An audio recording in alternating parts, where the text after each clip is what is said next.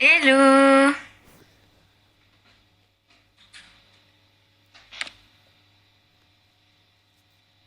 Est-ce que vous m'entendez? Mettez-moi un petit oui si vous m'entendez. Parce que je sais pas du tout si ça marche ou pas. Vous m'entendez bien ou pas du tout? Ah, cool, merci. Bon, je vais laisser un peu les gens se connecter. Je pense que cette fois, tout le monde est là, hein, personne n'a rien à faire. J'espère que vous allez bien, en tout cas. J'ai essayé de m'habiller, de me préparer un peu, histoire de pas rester que en survêt. Coucou Léa!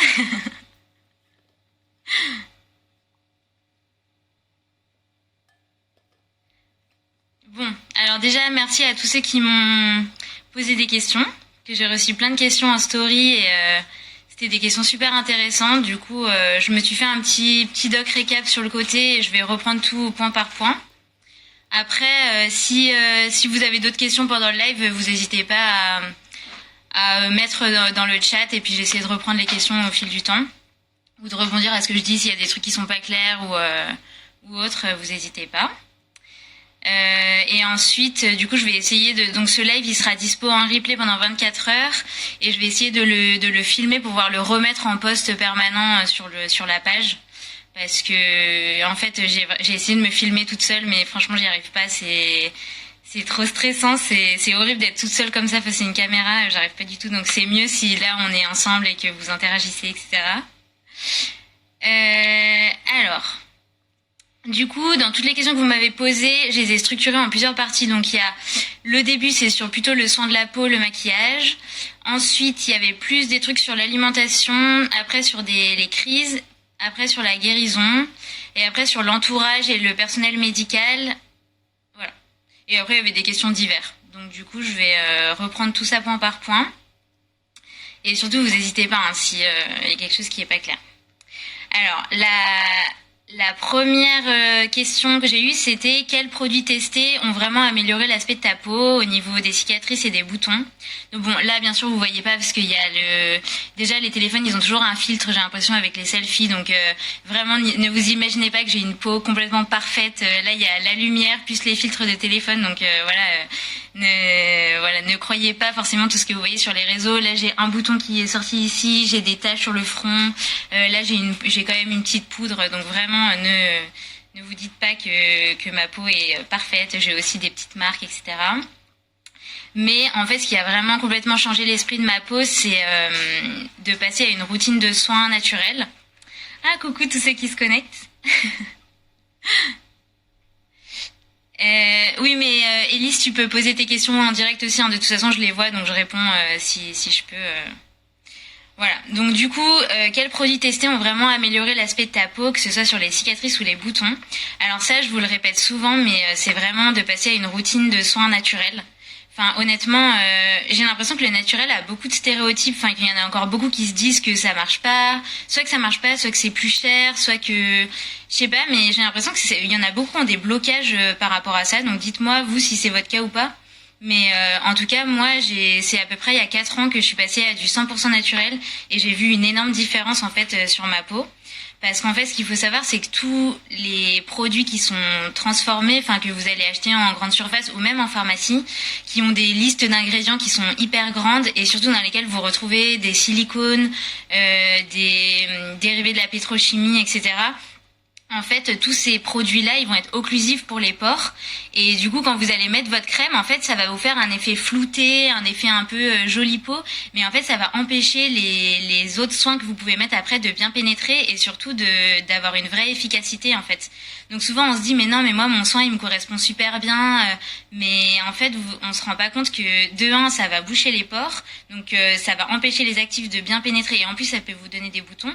Et en plus, il peut y avoir des perturbateurs endocriniens dont on parle beaucoup, qui vont en fait rentrer en résonance avec votre système endocrinien, donc hormonal, et qui peuvent du coup dérégler plein de trucs dans le corps et aussi amener de l'acné, parce que l'acné c'est une maladie hormonale.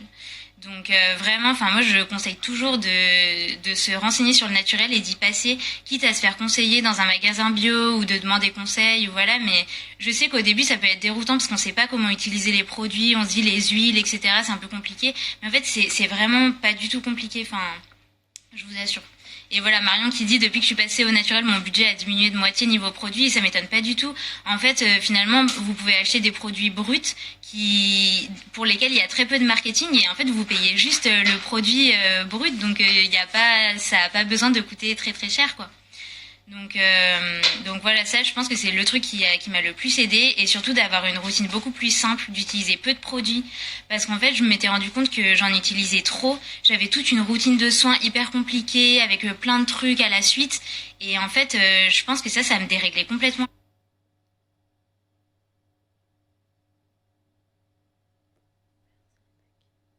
la peau parce que ce qu'il faut comprendre c'est que le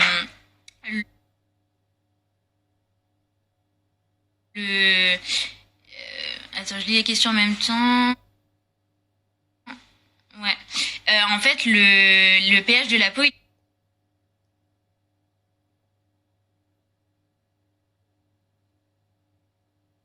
il est très très fragile et sensible. Enfin,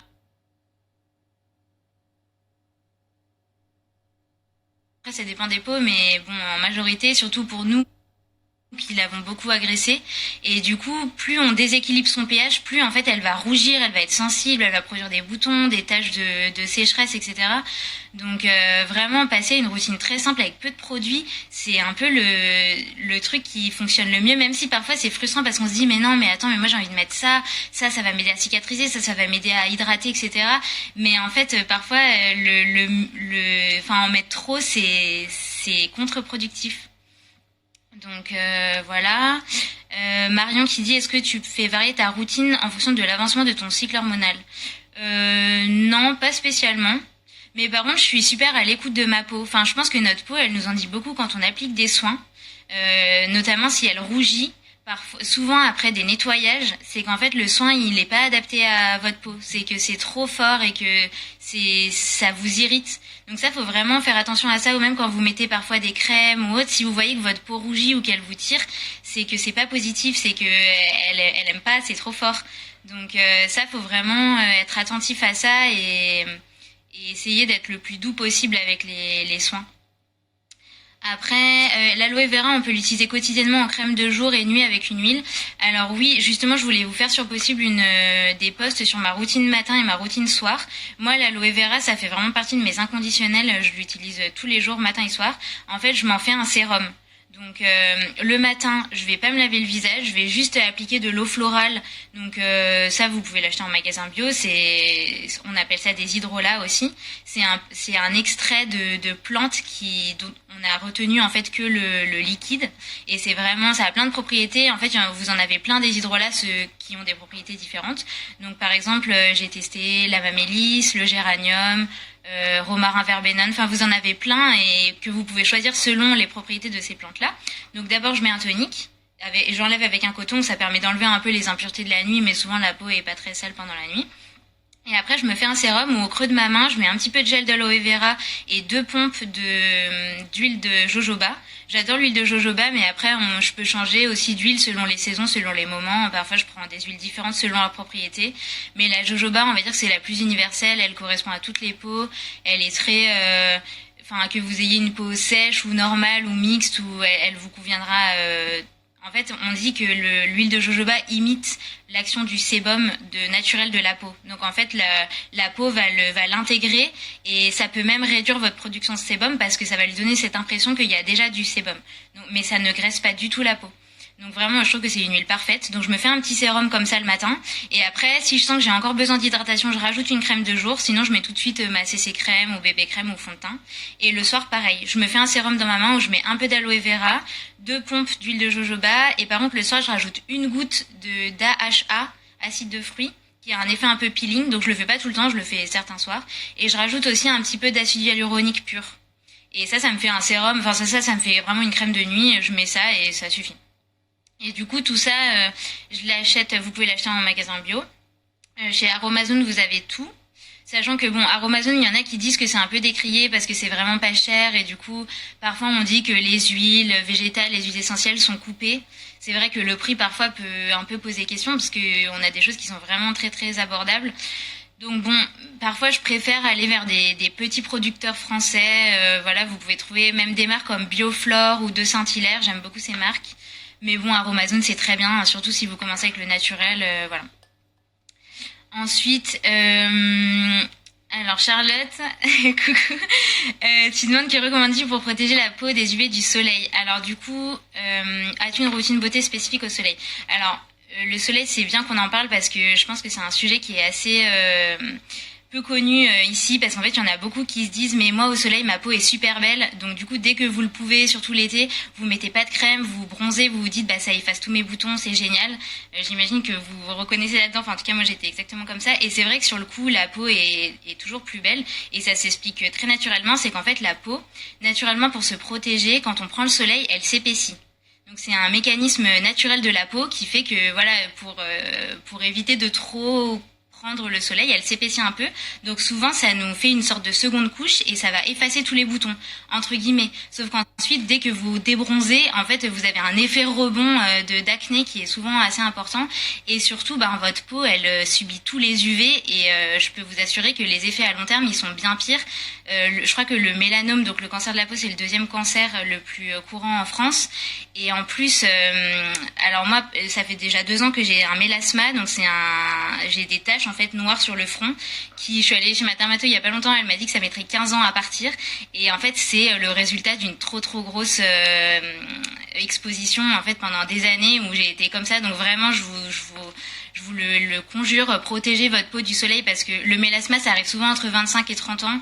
Et ensuite, c'est des taches qui partent plus, quoi.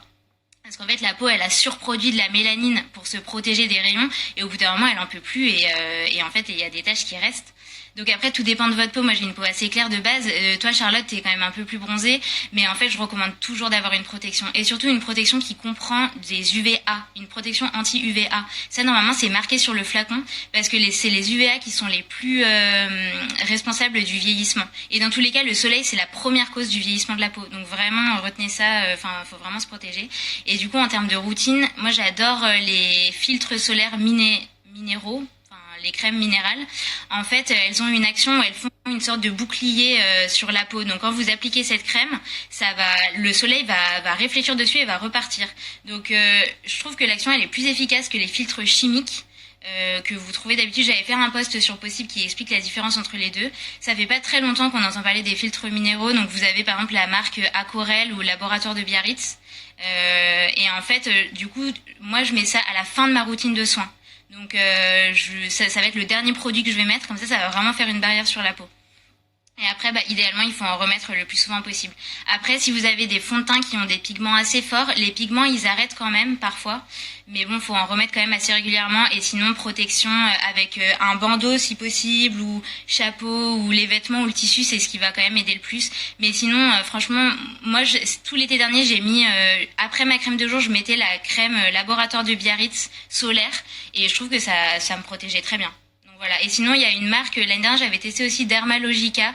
Bon, la composition est pas parfaite, il y a quand même des silicones dedans, mais en fait, ils ont des crèmes de jour à protection 50 qui sont vraiment pas mal et qui font un effet complètement naturel sur la peau. On peut se maquiller après dessus, ça fait pas d'effet gras ni blanc. Donc franchement, Dermalogica, pourquoi pas. Après, c'est pas donné. Donc voilà. Mais sinon, Laboratoire de Biarritz ou après, et faites attention aux fonds de teint ou aux crèmes qui vous disent SPF 20, etc. En fait, c'est très très faible et dans tous les cas, on en met tellement peu que ça protège pas assez. Donc, si possible, fuir le soleil, se mettre à l'ombre dès qu'on peut et vraiment votre peau s'en portera beaucoup mieux. Alors, je revois s'il y a d'autres questions que j'ai pas vues. Alors, Laetitia qui dit, moi je teste depuis quelques jours huile de lavandin mélangée à ma crème de jour et c'est top. Ça m'étonne pas. Quelle marque utilises-tu pour ta bébé crème? Alors j'aime beaucoup la CC crème de Madara.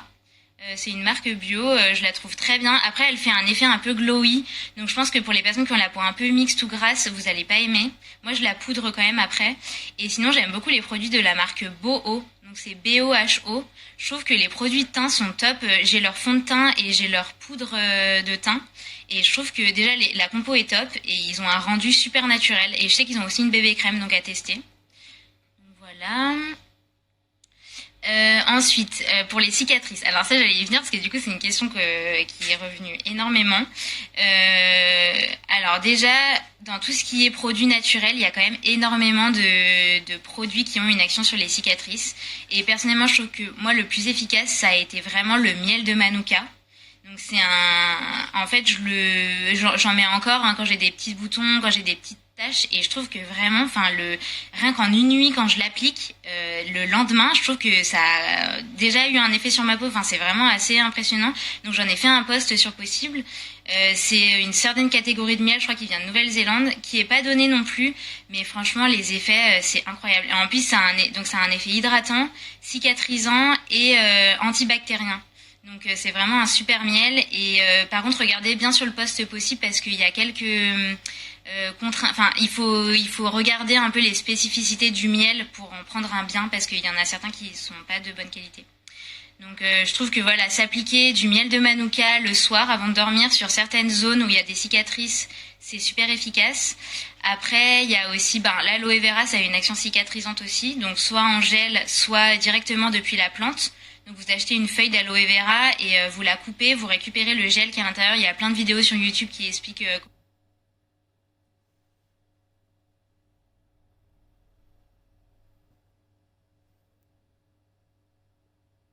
comment faire. Donc ça c'est top.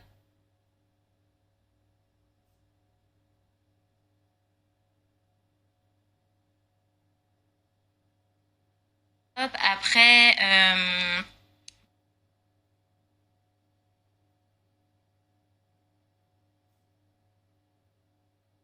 quoi d'autre? Euh,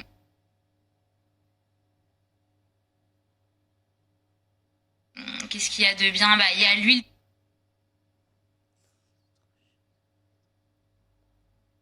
l'huile végétale de calophylle qui est pas mal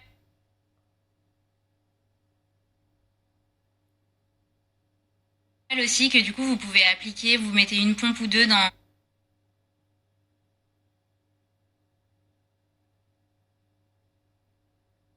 un peu de gel d'aloe vera en sérum le soir par exemple.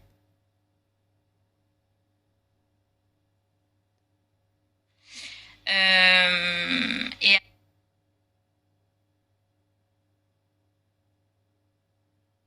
après, bon, dans tous les cas, les cicatrices, ça dépend aussi du temps. Parce que typiquement,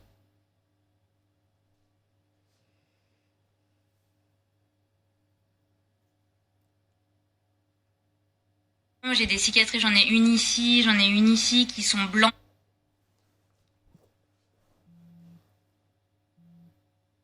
parce que c'est des vieilles cicatrices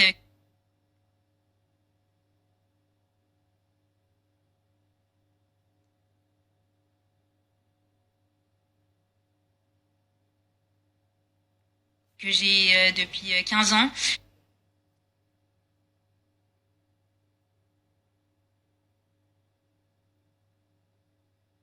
Et du coup, ça partira plus. Enfin, quand elles sont blanches, c'est que tout le processus de cicatrisation, il s'est déjà enclenché et c'est ça, voilà, faut les accepter.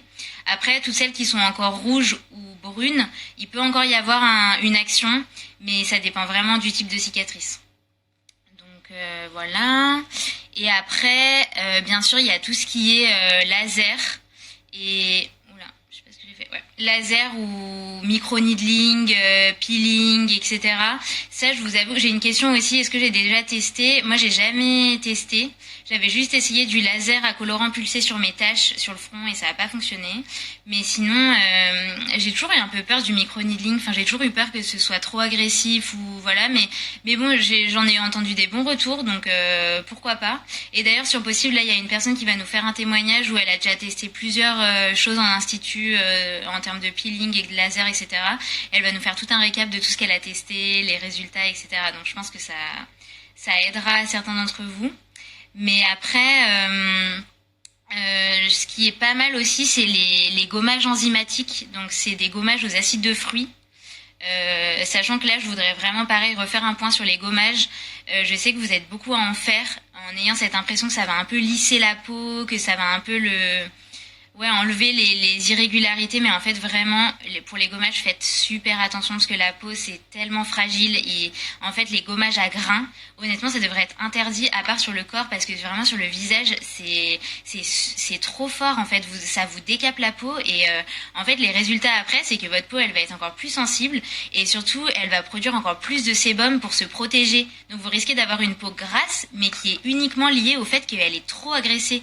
Donc vraiment les gommages à grains, enlevez-les de votre salle de bain. Enfin vraiment pour le visage, c'est pas du tout adapté. Et les gommages enzymatiques aux acides de fruits, du coup là ça va vraiment faire un effet peeling, mais grâce aux acides de fruits. Donc c'est beaucoup plus naturel. Ça va juste entre guillemets ronger les peaux un peu mortes ou voilà ce qui est à la surface de la peau. Et du coup ça peut faire un petit effet peeling seconde peau. Bon bien sûr ce sera très léger, mais ça peut se faire en institut un peu plus lourd.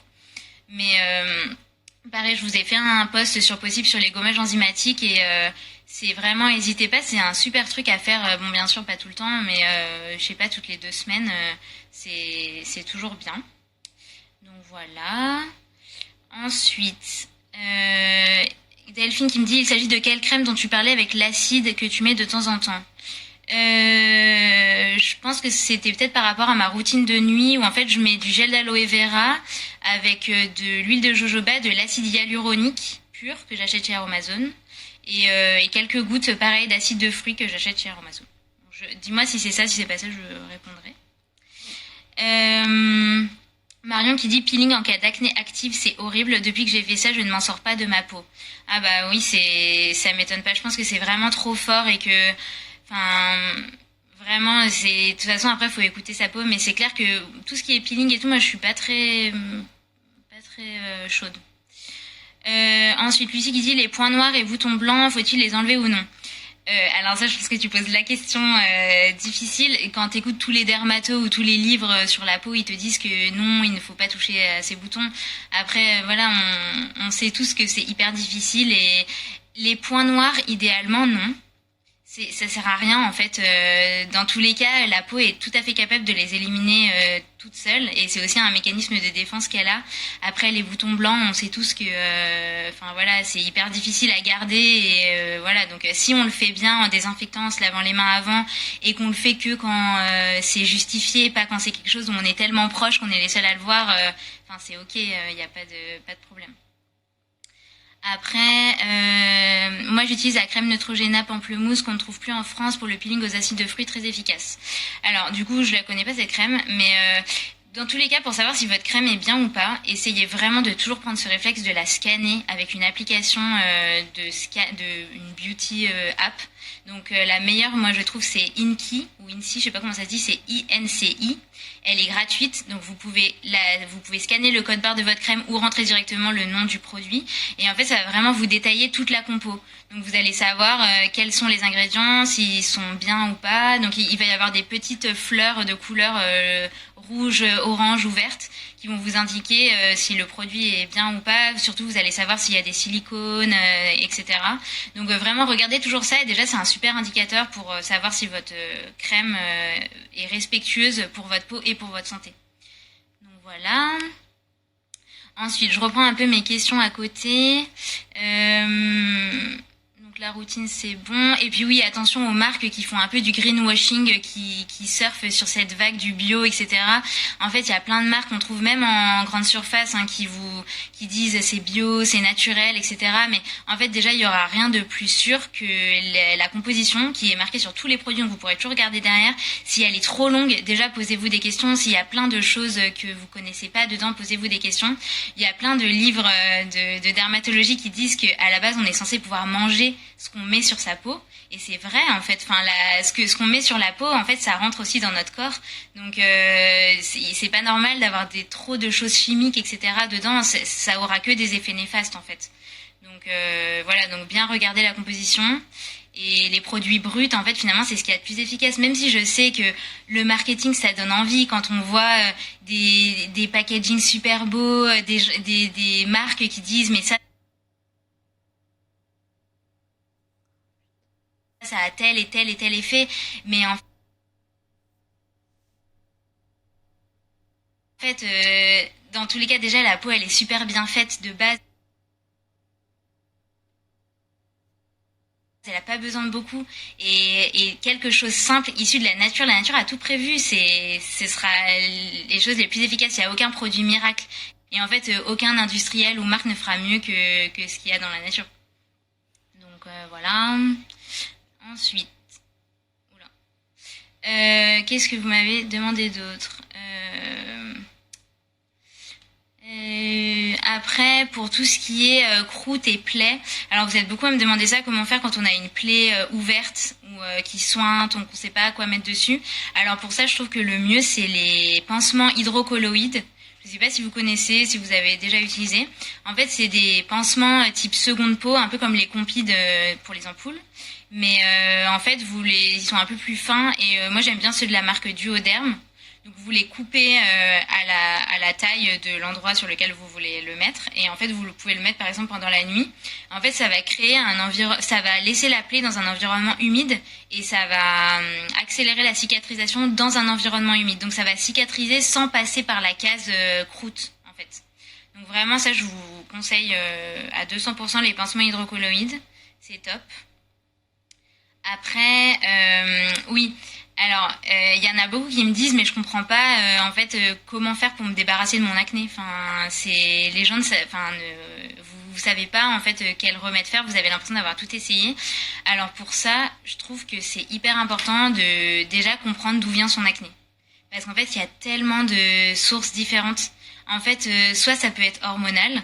Donc souvent, c'est une acné qui se situe sur le bas du visage, donc souvent en bas des joues, cou et menton et que vous pouvez avoir juste avant votre cycle ou même tout le temps, signe que vous avez peut-être un dérèglement hormonal.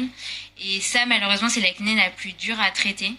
Parce que souvent, en fait, juste votre activité hormonale, elle se fait en vous et malheureusement, on ne peut pas vraiment agir dessus à part en prenant des médicaments type la pilule. Mais ouais, l'acné hormonal, ça reste quand même difficile. Après, ça peut être lié à une intolérance alimentaire. Et ça, je pense que c'est pas assez encore connu ni discuté. Mais en fait, il y en a beaucoup qui, en arrêtant certaines catégories d'aliments, se rendent compte que leur peau va beaucoup mieux. Donc souvent, c'est le gluten, dont on parle beaucoup, ou les produits laitiers. Après, il y en a aussi qui sont allergiques aux œufs. Il y en a qui sont allergiques au fructose, donc le sucre des fruits. Enfin, ça, c'est souvent on le découvre en s'observant et en se disant bah là j'ai une poussée d'acné, je comprends pas pourquoi, mais alors qu'est-ce que j'ai mangé hier? Et parfois en fait on recoupe tout ça et puis le mieux ce serait de le lister, donc de lister au moins l'état de sa peau et les repas et puis de pouvoir voir s'il y a des choses qui se recoupent. Donc voilà, donc intolérance alimentaire, ça peut être une cause. Après, ça peut être lié à de la saleté. Donc ça, j'ai fait un post il y a pas longtemps sur ça, notamment vos pinceaux, vos thés d'oreiller, vos serviettes, etc. Ça peut jouer. Ça peut être le manque de sommeil. Donc là, vous êtes beaucoup d'ailleurs à m'avoir dit que pendant ce confinement, le fait de dormir plus, vous voyez des vrais effets sur votre peau, ça m'étonne pas du tout. Après, ça peut être excès de sucre, routine de soins trop agressive aussi. Si vous utilisez des produits trop forts, en fait, la peau, elle risque de surréagir. Bon, la cigarette aussi. Mais c'est vrai qu'il y a plusieurs causes et il n'y a pas que... parfois, c'est pas ce qu'on pense, en fait. Donc, c'est important de garder l'esprit ouvert sur ça. Alors, justement, en parlant de nourriture, as-tu un régime alimentaire spécifique pour que ta peau reste saine? Alors, bonne question. Moi, je pensais au début que mon acné pouvait être lié aux produits laitiers.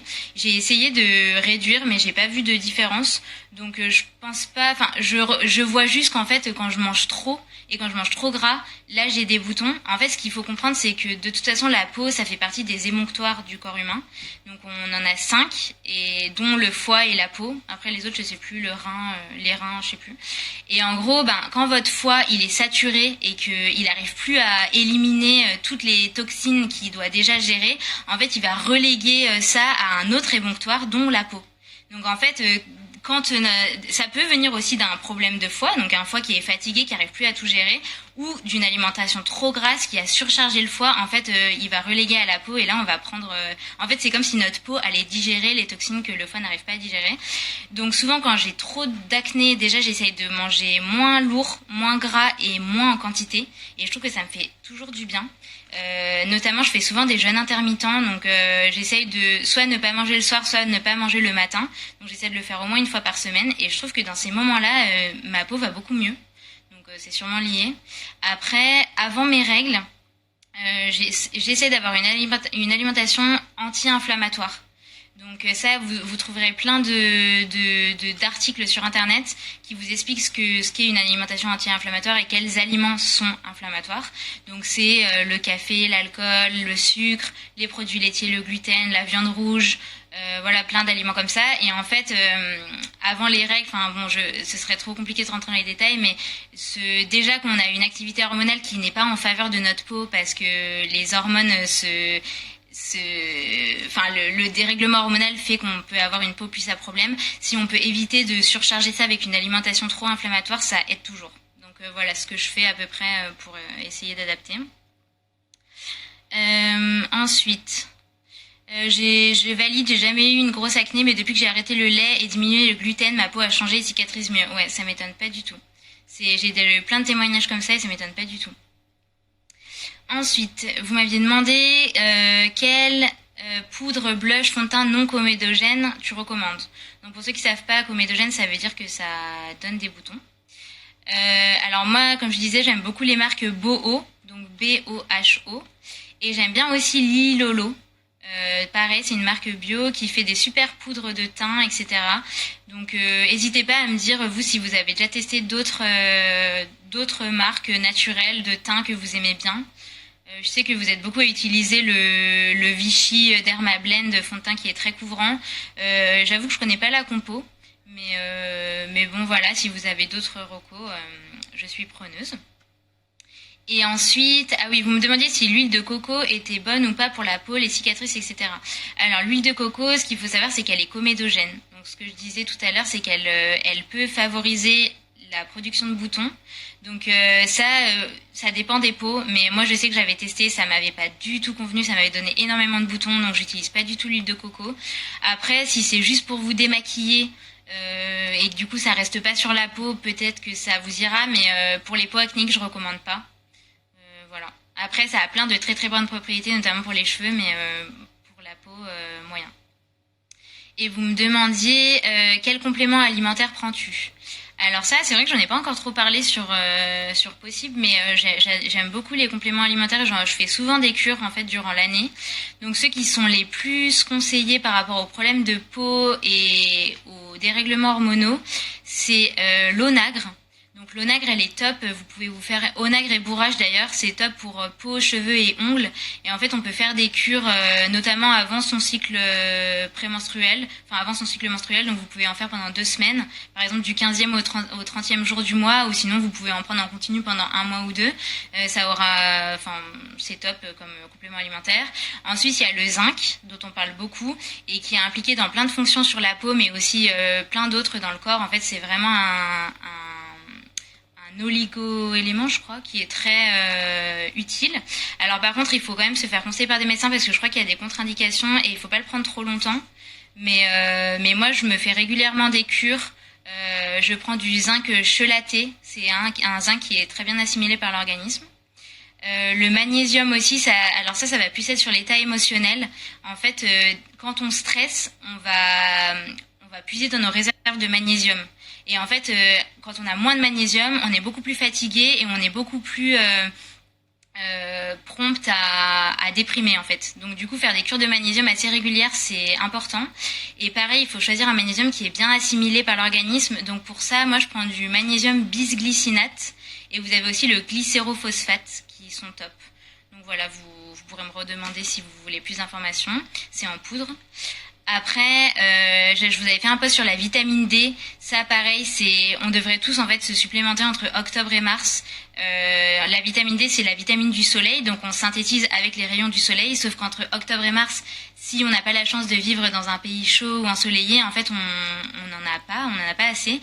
Et elle est impliquée dans plein de process dans notre corps et notamment dans notre peau. Donc vous pouvez l'acheter sous forme liquide, vous avez juste une goutte à prendre chaque jour et vraiment c'est très très conseillé, donc n'hésitez pas. Et le dernier complément alimentaire que je prends, c'est du millepertuis. Alors ça, c'est plus conseillé pour tout ce qui est trouble psy, plus comment dire, ça va un peu équilibrer le psychisme et c'est conseillé pour toutes les personnes qui ont des tempéraments plutôt addictifs ou plutôt dépressifs. Donc voilà, moi j'en prenais pas mal avant, là je me refais des cures de temps en temps, pareil sous forme de teinture mère, donc liquide qui est mieux assimilé. Voilà, pour les compléments alimentaires. Si vous en avez d'autres. Ah oui, Laetitia qui dit la levure de bière, effectivement c'est bien ça aussi d'en avoir comment dire, en flocons un peu et de pouvoir en mettre sur ses salades, etc. Pareil, c'est super recommandé comme l'onagre et labourage pour les cheveux, les ongles et la peau. Voilà. Charlotte qui dit les bains de bouche à l'huile de coco aussi, c'est top. Ouais, c'est vrai. C'est vrai que faire ça le matin, c'est un rituel ayurvédique d'ailleurs dans la médecine indienne. Ça permet vraiment d'enlever toutes les toxines. On peut le faire avec de l'huile de sésame aussi, c'est top. Ensuite, Olia qui dit la Jonzac en bébé crème est bien et bonne compo. Ah bah top, c'est bon à savoir. J'ai jamais testé celle-là, mais j'aime beaucoup la marque Jonzac. C'est une marque à la super composition. C'est un peu le Aven du naturel. Donc ouais, bon conseil. Je remonte vos questions. Ok. Ensuite, qu'est-ce que vous m'avez donné d'autre? Alors, on va parler des crises en elles-mêmes. Vous m'avez posé pas mal de questions sur ça. Est-ce que tu as des astuces pour éviter les crises, des techniques pour éviter de succomber aux crises? Alors, comme je dis souvent, je pense que malheureusement, quand la tentation est enclenchée, c'est très très dur d'y résister. Là où on a le plus de pouvoir, c'est en amont, c'est avant que ça commence. C'est essayer déjà de sentir quand on n'est pas bien, pour pouvoir mettre en place des actions adaptées. Ou sinon, essayer de tout le temps s'apaiser pour éviter qu'il y ait des moments en fait de trop plein. Mais malheureusement, quand ça a commencé, enfin, j'imagine que vous savez toutes comme moi que souvent, en fait, on est complètement impuissant. Enfin, c'est comme si on était contrôlé par autre chose et on peut plus rien faire. Donc vraiment, là où on a le plus de poids, c'est en amont. C'est arriver à s'écouter, à se sonder, en fait, à sentir. Moi, j'ai vraiment l'impression, parfois, j'essaie de plonger, en fait, les yeux à l'intérieur de moi et j'ai l'impression de ressentir une vague, comme un brouhaha à l'intérieur où je sens qu'il y a plein de choses, en fait, qui ont besoin de sortir, quoi. Et dans ces cas-là, je sais que j'ai besoin juste de me poser, de respirer, de faire quelque chose qui m'apaise, d'écrire, de parler, mais en fait, je sais que si je le fais pas, ça va exploser à un moment ou à un autre. Donc, c'est pour ça que je vous dis que le fait de s'écouter, donc, on peut booster via la méditation qui va nous apprendre à nous écouter, c'est super important. Mais sinon, il y a aussi la technique des situations à risque qui peut vraiment vous aider parce que, en fait, souvent on fait les crises au même moment, on le sait. Il y a des moments de la journée ou du cycle ou du mois ou certains rendez-vous ou autres, ça arrive toujours en même temps. Donc quand on arrive à l'identifier, en fait, on sait que ça va arriver. Donc on sait qu'on peut mettre en place des choses. Donc voilà. Et sinon, quand vous savez que vous êtes en situation à risque ou quand vous sentez que là, ça va déraper, en fait, moi, ce qui m'a toujours beaucoup aidé, c'est d'essayer d'occuper mon attention pendant que je suis dans un moment à risque. Donc, par exemple, je vais lancer une vidéo, notamment en anglais. Souvent, ça m'aide parce que j'ai l'impression que je suis hyper focus sur ce que la personne dit et que du coup, je peux pas me perdre dans un autre comportement. Ou une série. En fait, je vais dans la salle de bain avec ma vidéo et je regarde ça pendant que je me démaquille. Et en fait, ça m'occupe l'attention et ça fait que je vais pas faire de crise. Il y a ça. Sinon, ce qui m'avait beaucoup aidé à l'époque, c'était de mettre un timer hors de ma salle de bain. Donc en fait, vous définissez un temps, vous définissez 10 minutes ou autre, vous mettez une alarme et en fait, quand elle sonne, vous êtes obligé de sortir de la salle de bain. Et ça vous force à sortir de ce moment qui vous convient pas. Ensuite, vous pouvez mettre des petits stickers sur votre miroir, notamment un sticker type, vous marquez en tout petit, vous marquez un mot, et en fait, si vous arrivez à lire ce mot, c'est que vous êtes trop près, c'est que vous devez vous reculer. Ça, déjà, ce sera un bon indicateur pour vous. Après, voilà, essayez de faire de votre salle de bain une ambiance un peu agréable. En fait, que ce soit pas un moment dur. Donc si vous pouvez mettre des petites guirlandes de lumière, des petites bougies, enfin des images sur le miroir qui vous apaisent ou autre, ça vous fera toujours du bien. Voilà, si vous avez d'autres choses qui vous aident, n'hésitez pas à partager. Alors je reprends juste les questions entre temps. Faire attention avec le millepertuis et la pilule qui peut en diminuer l'efficacité. Alors ça je savais pas du tout. Effectivement, de toute façon, dès qu'on prend un complément alimentaire, il faut toujours se renseigner sur les contre-indications, sur si c'est possible avec d'autres traitements. Marion qui demande ça a quel goût. Alors par contre c'est vraiment dégueulasse. Ça a vraiment un goût. Enfin tu le bois en te bouchant le nez, au moins tu sens pas, mais c'est vraiment pas top. Et Charlotte qui demande et la poudre de spiruline. Ça j'avoue que j'en ai pris quand je préparais une course sportive parce que ça avait des super propriétés, notamment pour l'assimilation de protéines, etc. Mais sinon pour la peau, je sais pas trop. Mais bon, la spiruline, de toute façon, on dit que c'est une des algues qui est la plus concentrée en micronutriments, etc. sur Terre. Donc je pense que ça n'a que des bons bienfaits, mais par contre, il faut bien la choisir.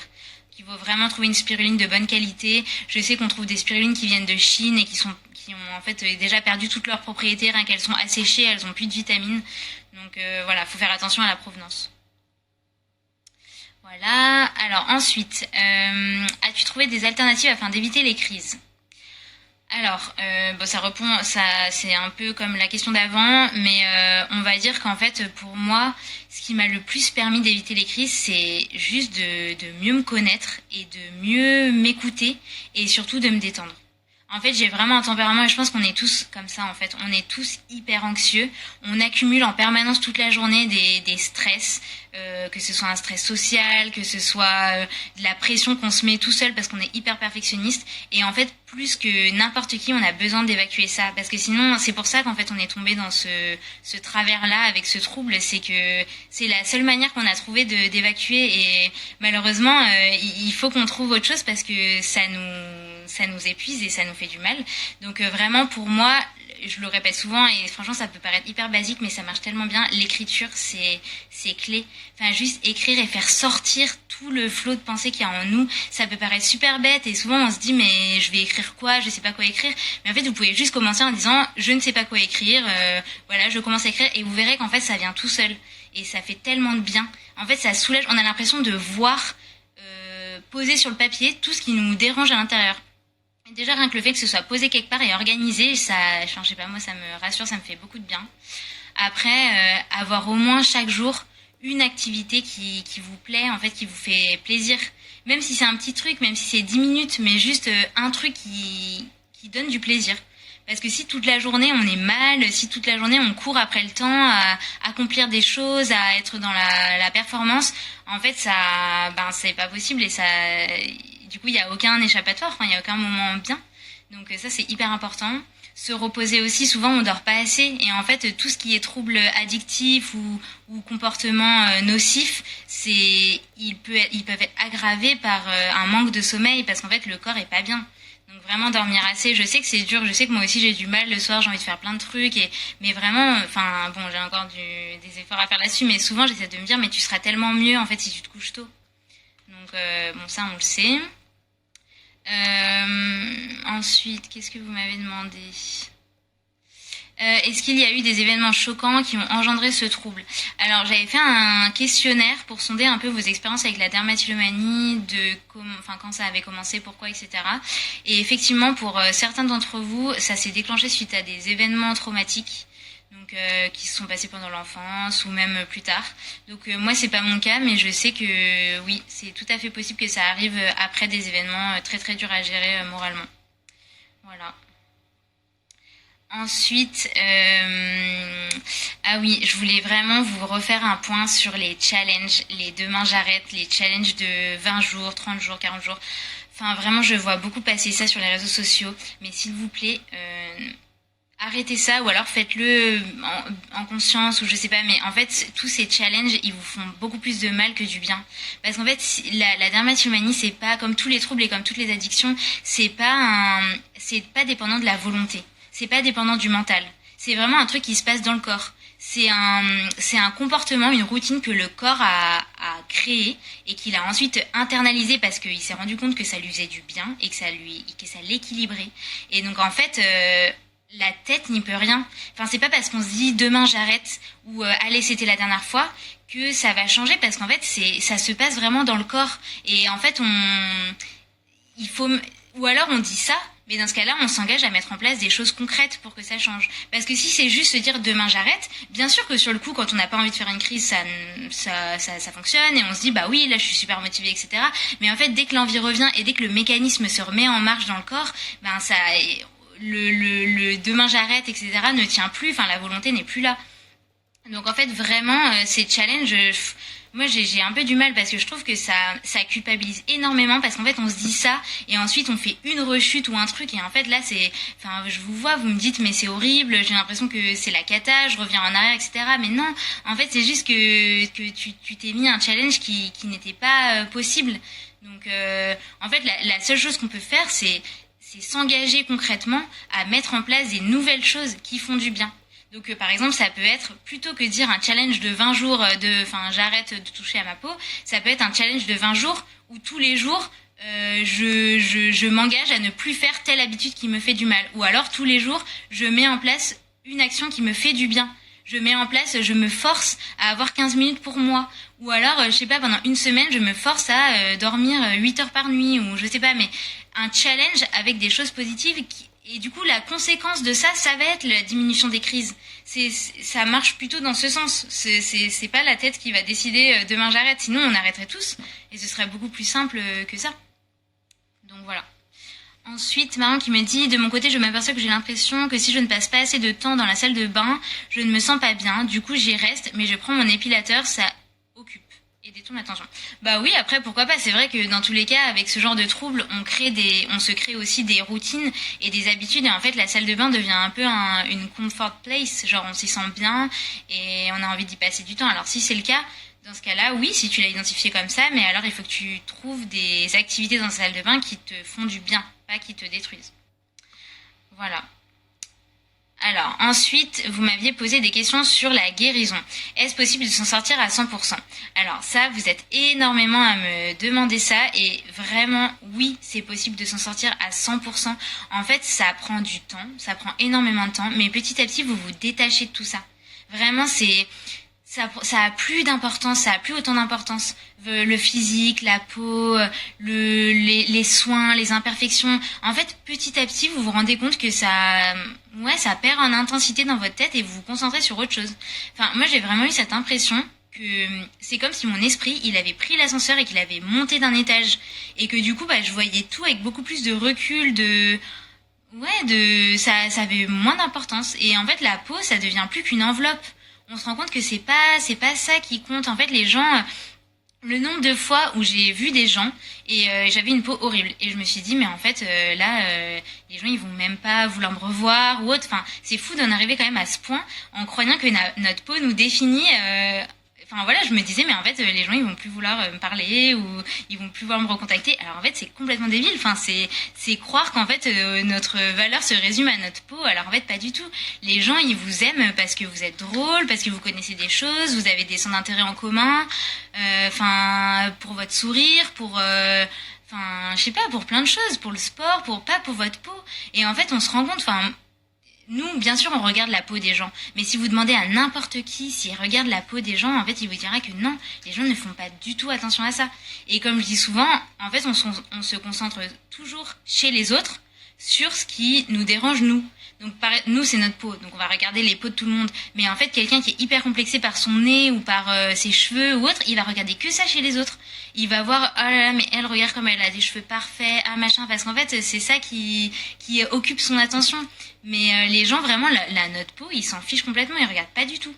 Donc ça, c'est vraiment important de s'en rendre compte, quitte à même demander aux autres. Et en fait, vous verrez. Et je trouve que ça fait un peu un électrochoc aussi. Alors, Laetitia, tu me dis... Je m'aperçois que j'ai l'impression... Ah non, je commence à comprendre, je vois que beaucoup de choses changent, j'ai l'impression d'être une autre personne, on revit tout doucement. Oh, c'est génial, ça me fait trop plaisir de lire ça. C'est que t'es sur la bonne voie, alors continue comme ça. Après, ah oui, vous m'aviez... ça, je voulais vraiment en reparler, c'était sur le rapport au miroir. Je pense que ça, c'est super important, la manière dont on se regarde dans le miroir. C'est déclencheur de tellement de crises, en fait, parce que on se regarde mal dans le miroir. En fait, on se regarde dans la peau. Alors que les gens se regardent dans les yeux. Ça, c'est un truc, enfin, quand j'ai compris ça, ça m'a tout changé parce que c'est quand on est dans la salle de bain, quand on se regarde dans un miroir, au lieu de tout de suite focaliser sur ce qui va pas, sur ce qu'on n'aime pas, sur nos imperfections, sur notre peau, en fait, on a juste à se regarder dans les yeux. Regarder déjà, quand on se regarde dans les yeux, on se regarde vraiment soi. Donc ça, c'est un petit exercice qui paraît vraiment simple, mais qui l'est. En fait, juste prendre ce réflexe de dès qu'on se regarde dans le miroir, déjà d'abord se regarder dans les yeux. Ça change tout. Parce que regarder les imperfections, ça amène que du négatif, donc on n'a pas besoin de ça. Ensuite, alors vous me demandiez, est-ce qu'à certains moments tu sens que tu peux recommencer ou tu n'en ressens plus du tout l'envie? Alors ça, j'en avais parlé dans mon podcast, mon épisode avec Marie sur Sois sage et parle fort, si vous l'avez pas écouté. En fait, je pense vraiment que la derma, elle fait encore partie de moi. Là, on va dire que ça fait à peu près 4 ans que je suis vraiment dans mon chemin de guérison où...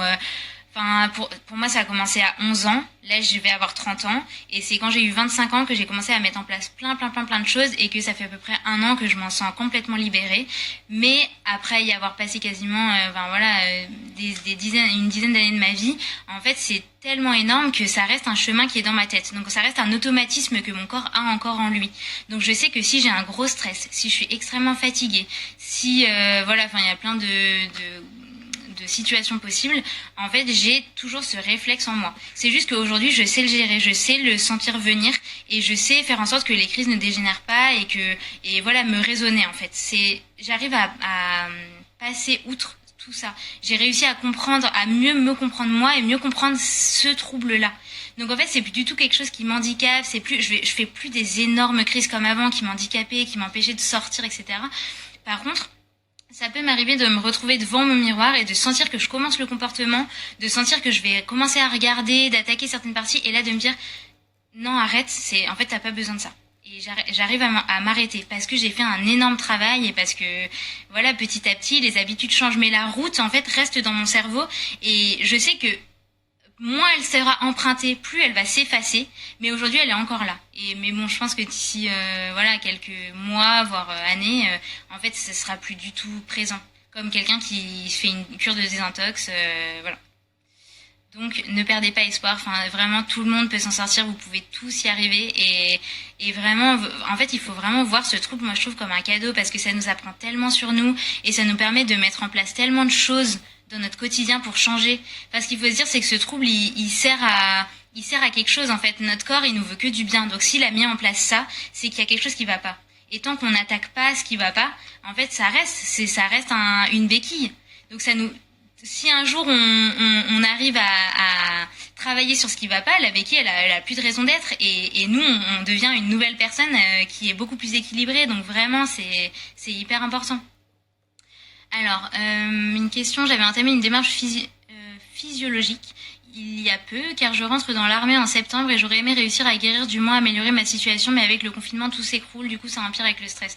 Ouais, je sais que c'est une situation hyper difficile et c'est vrai que être enfermé chez soi, on se retrouve vraiment face à soi-même.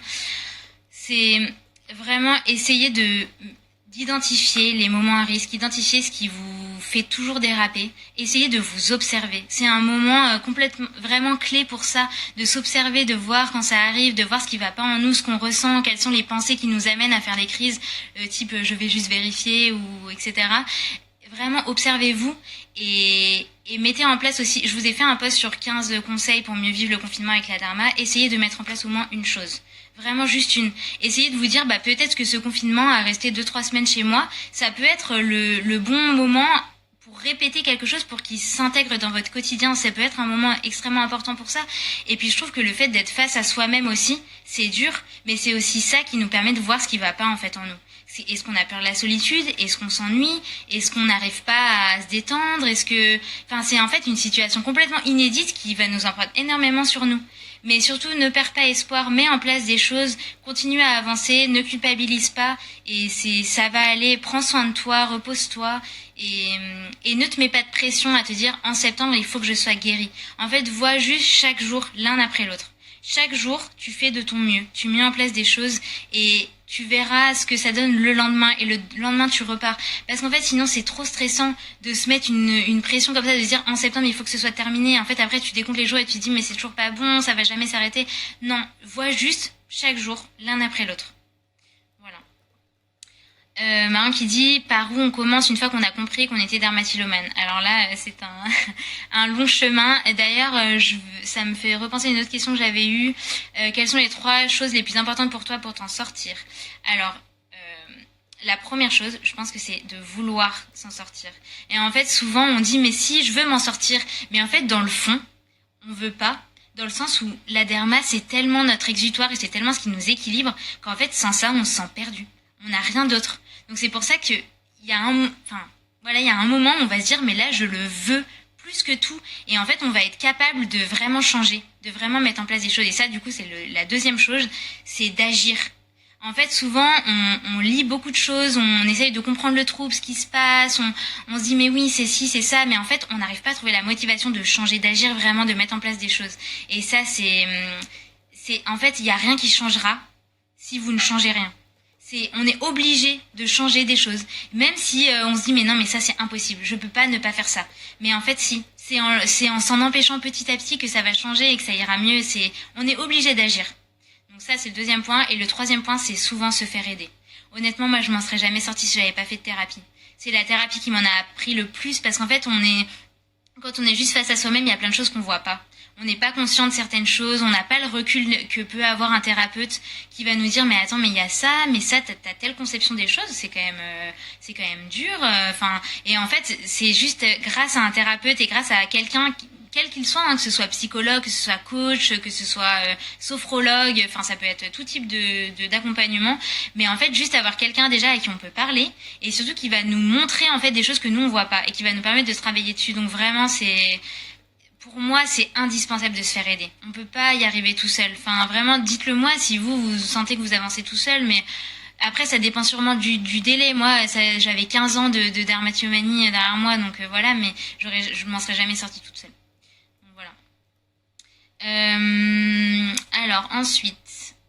alors Alex qui me dit quelle est la meilleure manière d'aider une personne atteinte. Alors ça c'est une question que je reçois beaucoup. Je pense que je vais vous faire un post sur le sujet parce que c'est un gros sujet, il y a beaucoup de choses à dire et effectivement ça peut être très dur en fait pour l'entourage et je le sais. Enfin les gens ne savent pas comment nous aider, comment nous parler. Enfin je vais vous faire un peu plus de choses là-dessus.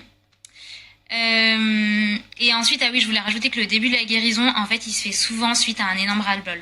Un moment où, en fait, on en souffre tellement, on en peut tellement plus. Soit on a annulé un truc hyper important dans notre vie, et en fait, il y a vraiment ce moment où il y a un truc qui se casse à l'intérieur, et là, on se dit, maintenant, stop. Et souvent, enfin, en tout cas, moi, ça a été une succession de moments comme ça où, en fait, j'ai vraiment retrouvé la motive de changer. Voilà, ensuite il y avait quelques autres questions. Comment aborder le sujet avec un psy ou un médecin pour ne pas être jugé ou expliquer cette pathologie à un psy qui n'est pas au courant. Alors déjà je pense que si le thérapeute est un bon thérapeute, il ne jugera pas, parce que ça fait partie de sa fonction. Et en fait, moi personnellement, ma psy elle ne connaissait pas la derma et ça l'a pas empêché de super bien m'aider dans ce trouble. C'est un trouble qui a il est commun avec plein d'autres troubles dans son fonctionnement psychologique. C'est juste un trop-plein émotionnel ou un déséquilibre quelque part qui va trouver refuge dans la dermatillomanie, alors que d'autres vont le trouver dans le shopping, l'alcool, la cigarette. La cigarette d'ailleurs très très répandue, mais en fait peut-être que si les gens ne fumaient pas, ils auraient développé un autre trouble.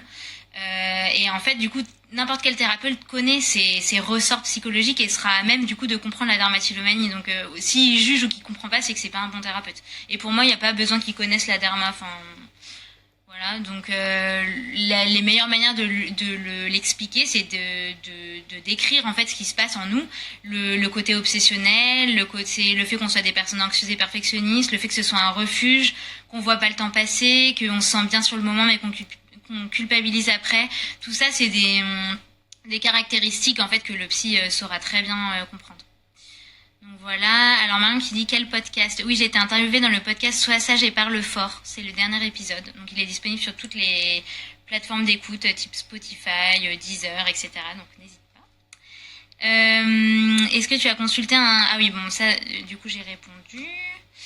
Ah, je vois qu'il nous reste plus que 3 minutes et je pense que ça va couper. Du coup, bon, déjà, je voulais remercier tout le monde de s'être connecté. J'espère vraiment que ça vous a intéressé, que ça a répondu à certaines de vos questions. Il en restait quelques-unes, mais globalement, c'était à peu près tout ce que vous m'aviez demandé. Donc, je pense que on refera peut-être un autre live. Si ça vous a intéressé, vous me dites et puis on pourra replanifier ça la semaine prochaine. Je vais essayer, comme je vous dis, d'enregistrer cette vidéo pour qu'elle soit disponible en permanence. Et puis, n'hésitez pas à me reposer des questions, me parler. Enfin, vraiment, je prends toujours du plaisir à vous répondre et à essayer de vous aider. Donc, n'hésitez pas. Et puis, si vous avez aussi des idées de sujets desquels je pourrais parler sur possible, dites-moi aussi s'il y a des choses qu'on n'a pas encore abordées qui vous aideraient. Voilà, n'hésitez pas. Et puis je vous souhaite plein de courage pour cette période de confinement. Vraiment, profitez-en pour vous reconnecter à vous, pour faire des choses que vous n'avez jamais le temps de faire. Essayez de découvrir peut-être des choses qui vous plaisent ou voilà que vous pourriez réintégrer après plus tard dans votre quotidien. Et puis soyez pas trop dur avec vous-même. En fait, c'est normal parfois de craquer, c'est normal d'avoir peur, c'est normal de juste acceptons tous ces états et ça fait partie de nous. On n'a pas besoin d'être tout le temps parfait, d'être tout le temps au top, de bonne humeur, etc. Enfin non, l'humain il est fait d'ombre et de lumière. Enfin c'est comme ça. Donc juste accueillons tout ça et quand on n'est pas bien, qu'on a besoin de rien faire, de se dormir ou de regarder un film ou autre, en fait on fait. En fait on n'a pas besoin de tout le temps prouver des choses ou d'avancer ou autre. Donc vraiment profitons de ça. Et Christelle qui dit que penses-tu de l'argent colloïdal, c'est très très bien l'argent colloïdal, c'est un super produit. C'est super conseillé pour les peaux à problème, donc ça, ouais, très très bonne recommandation. Je vous en ferai un post d'ailleurs parce que j'en ai pas parlé. Voilà. Anna qui dit je suis à un début de thérapie mais je n'ose pas employer le terme faire mes boutons, est-ce mal ou sans importance? Franchement je comprends, enfin c'est vrai que voilà on peut en avoir honte mais en fait n'en aie pas honte. Enfin dis-toi qu'il te comprendra et voilà au pire tu peux dire j'attaque ma peau, je gratte ma peau, je cherche mes imperfections et il comprendra très bien. Ne t'inquiète pas. Bon en tout cas merci à vous, je vous souhaite une super soirée, un bon début de semaine demain même si ce sera un peu